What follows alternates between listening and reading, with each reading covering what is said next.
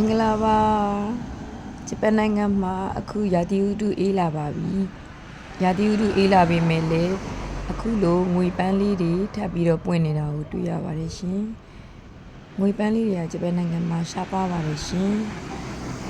ဒီလိုမွေးတဲ့ပန်းလေးတွေကိုတွေ့ရဖို့တော့တော်တော်ရှားပါပါတယ်ဒါကတော့ကျမတို့အိမ်မှာပွင့်နေတဲ့ငွေပန်းလေးတွေပါ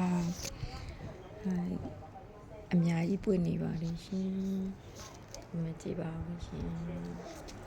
ဒီမှာရောပဲရှင်အများကြီးပါရှင်